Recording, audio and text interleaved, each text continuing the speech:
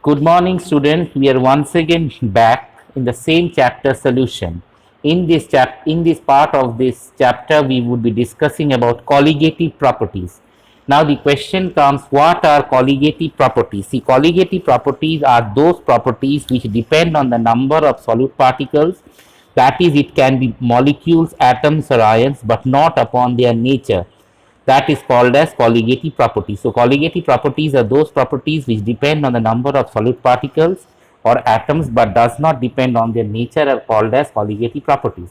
The following colligative properties we would be discussing. The first one is the relative lowering of vapor pressure. Now what happens?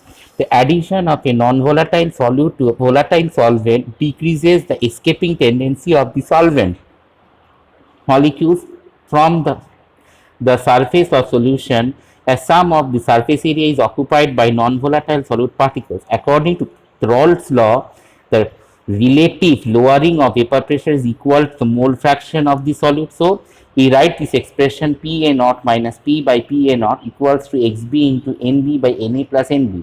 For a dilute solution as NB is much less than Na, hence we can neglect Nb in the denominator. So ultimately it comes Pa naught minus P by Pa naught equals to Nb by Na, or that is equal to Wb by Mb into Ma by Wa. When we substitute the values for the Mb, we get Mb equals to Pa naught minus Pa naught by Pa naught minus P equal to Wb by Ma by Mwa. In this way, what is happening? The vapor pressure is being lowered. Now the next one we should discuss is the elevation of the boiling point. Now, boiling point is the temperature at which the vapor pressure of a liquid becomes equal to the atmospheric pressure, equal to that of the atmospheric pressure. In that case, what we note down that when a non-volatile solute is added to a volatile solvent, the vapor pressure of the solvent decreases. In order to make the solution boil, its vapor pressure must be increased by rising the temperature above the boiling point of the pure solvent. The difference in the boiling point of the solution and that of the pure solvent Tb is called as elevation in the boiling point. What is the meaning of that? That is, the boiling point actually rises. Why does it rises? It rises because of the addition of a extra solute. Now what happens? Elevation of boiling point equals to del Tb, so Tb minus Tb naught. For a dilute solution, it has been found that the elevation of boiling point is directly proportional to the molar concentration of the solute in the solution. Thus, we can write that Tb, del Tb is directly proportional to m, or del Tb equals to Kb into m, where Kb is a constant called the molar elevation constant or ebuloscopic constant. It is called the ebuloscopic constant. Now, in this case, if m equals to 1 mole per kg and Tb equals to Kb, hence the molar elevation constant may be defined as elevation in the boiling point when 1 mole of a non-volatile solute is dissolved in 1 kilogram of the solvent. Thus, the unit of Kb is Kelvin kg per mole, or we can write m equals to Wb into 1000 by Wb into W. I am giving you 2 minutes time, children. Please copy it down. After that, I will move to the next part of the chapter.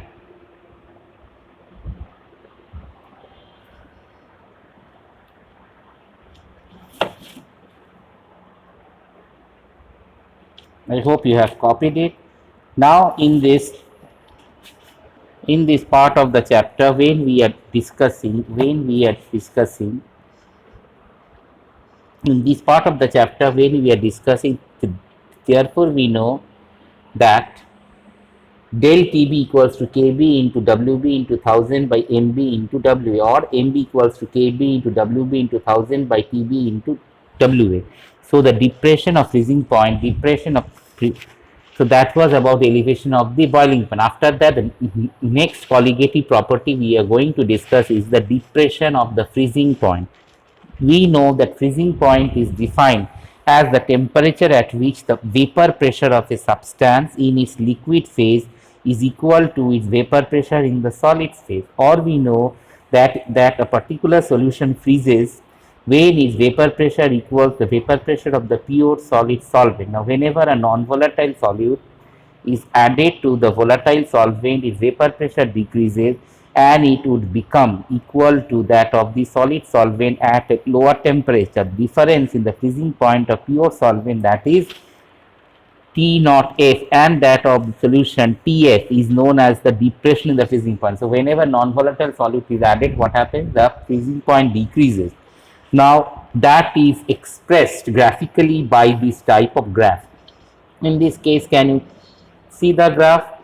In that graph, I hope you can see that when I am plotting temperature versus the vapor pressure. Now what am I getting? Here we have the frozen solvent, here we have liquid solvent, here we have solution.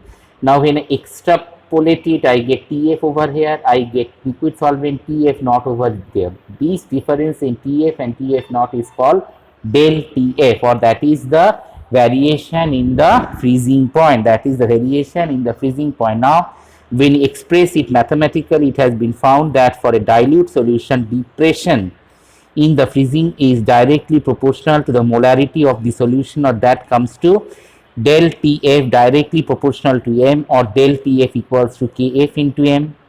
Now where Kf is a constant called the molar depression constant, or the cryoscopic constant, that is called the molar depression constant, or that of the cryoscopic constant, when M equals to 1 mole per kg, or TF equals to Kf. Hence the molar depression constant may be defined as the depression in the freezing point when 1 mole of the non-volatile solute is dissolved in 1 kilogram of the solvent. The unit of Kf equals to kg, Kelvin kg per mole, or we write this mathematical expression M equals to Wb into 1000 by Mb into Wa, or del TF equals to Kf into Wb into 1000 by Mb into Wa.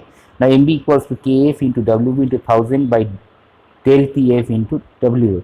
The values of Kb and Kf, which depend, that is the change in the basic constant, and in this case these values of Kb and Kf, which depend upon the nature of the solvent and concentration of the solution, can be ascertained from the following relationship. We have this relationship Kb equals to R into Ma into Tb naught square by del vapor H into 1000, and Kf is the same expression you see, but here we have in this case del Th of fusion, where R is the universal gas constant and Ma is the molecular mass of the solvent. Now Tb is the boiling point of pure solvent, del vapor is the enthalpy of vaporization, del Tf is the freezing point of pure solvent, del H fusion is the enthalpy fusion of the solid solvent. In this way we actually plot it. After that, children, we are going to discuss the next topic, and the next topic is osmosis. Now what is osmosis? You should know. We are now going to discuss the next topic, and the next topic is osmosis. Now what is osmosis? As we know that osmosis, when a solution is separated by a solvent, when a solution is separated from its solvent, by that when a solution is separated from its solvent, when a solution is separated from a solvent by a semi-permeable membrane, which is in short form called SPM, there is a spontaneous flow of solvent molecules from the solvent compartment to the solution compartment, solvent compartment to the solution compartment. The phenomenon is called osmosis. The movement of solvent is only in one direction. In diffusion, however, the movement takes place in both the direction.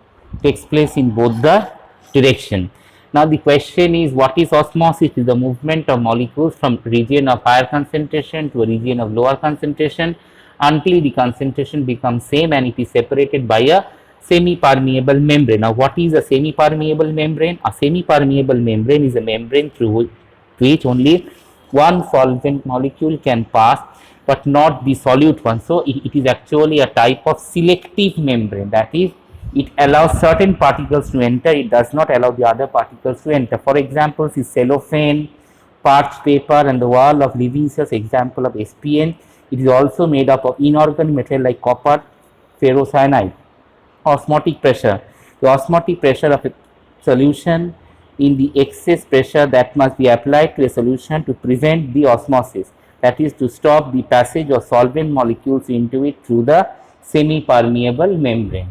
Through the semi-permeable membrane, osmotic pressure pi is proportional to the molarity C of the solution and is given by the following equation: pi equals to CRT or pi equals to NBV by RT, or NB I can just replace it in this form of WB by NB into RT by V, right? In this way we express it, or we write MB equals WB into RT by pi into V. Now we will discuss the next topic, that is called reverse osmosis. What is reverse osmosis? If a pressure larger than the osmotic pressure applied to a solution side, the pure solvent flows out of the solution through the semi-permeable membrane. In this way, the direction of osmosis is reversed, and so the process is called as reverse osmosis. Okay. Now we have the next one is here in this diagram. You can see we have salt water separated by fresh water, and in between salt water and fresh water we have a semi-permeable membrane. So the salt concentration is much more in salt water than in that of fresh water. Now if I am applying a piston with a higher osmotic pressure, what do we see? That water from the salt chamber moves into the freshwater chamber. As a result, the freshwater chamber starts developing a huge concentration, right? That is, the reverse osmosis occurs when a pressure larger than the osmotic pressure is applied to the solution.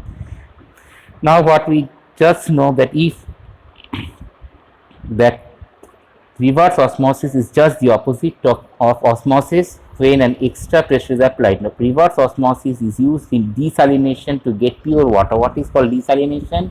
It is a method by which the salt in a water can be removed. After that, we will discuss the next topic, that isotonic solution. Two solutions are said to be isotonic when they exert the same osmotic pressure because they have the same molar concentration. Two solutions are said to have same concentration or same osmotic pressure, then that is called isotonic solution. After that, next topic is isoosmotic solution. When two isotonic solutions are separated by a same membrane, no osmosis occurs, then this solution is called as isoosmotic solution. Next, we have hypotonic solution. A solution having a larger osmotic pressure than the other solution is said to be hypotonic. Hypertonic, a solution which has higher osmotic pressure than the solution is said to be a hypertonic solution. Plasmolysis. Now, when a cell is placed in a hypertonic solution, what happens? The fluid comes out of the cell due to osmosis. Suppose you have put a slave in a hypertonic solution. Now, what will happen? The cell sap or the total fluid inside the cell will come out. As a result, there will be a total shrinkage of the cell. This shrinkage of the cell is called as plasmolysis. Now we will discuss the next topic, that is abnormal molar mass.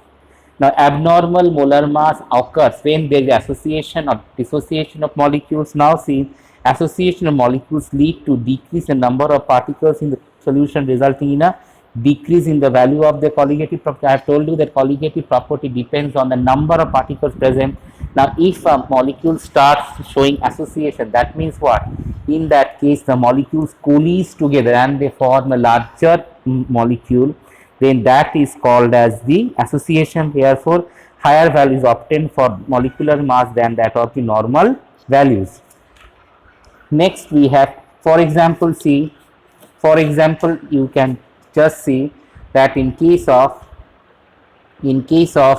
acetic acid, when acetic acid or ethanoic acid is dissolved in benzene, it undergoes dimerization and it forms this type of dimer. Because of dimer formation, what happens? It starts showing association. Now it can also happen that times the molecule shows, that is called dissociation. What is called dissociation? Splitting of the molecules into larger number. Dissociation leads to an increase in the number of solute particles. As it increases the number of solute particles, in that case we can say, since colligative property is inversely related to the molecular mass, and therefore molecular mass of such a substance is calculated from the colligative property will be much less than normal value. For example, KCl is an electrolyte. When it is dissolved in water, it dissociates into potassium ion and Cl ion, and there would be double the number of particles if the complete dissociation takes place. Now, Van 't Hoff factor is Van 't Hoff factor. It may be defined as the ratio of the normal molecular mass observed by the observed molecular mass. I can write I equals to normal molecular mass by observed molecular mass, or we can say observed colligative property by the calculated value of colligative property, or I can say I, or the Van 't Hoff factor is the total number of moles of the particle after association or dissociation by the number of particles before association or dissociation. Now we know that Van 't Hoff factor I expresses the extent association or dissociation of the solute particles in the solution. In case of association, what happens? I becomes less than 1. In case of dissociation, I becomes greater than 1. Now when there is neither association nor dissociation, or I can say I equals to 1. Now the modified form of colligative properties, inclusion of I modifies equation for colligative properties as follows. That is relative lowering of the vapor pressure, Pa0 minus Pa by Pa0 equals to I into Nb by Na. Elevation of boiling point del Tb equals to I into Kb into M. The depression of freezing point Df is equal to I into Kf into M, and osmotic pressure equals to pi equals to I CRT. So that was all about the chapter of solution. Study this chapter, children, very carefully. If you have any problem, you can ask me my WhatsApp number or you can call me. Okay, children, till then, children, goodbye.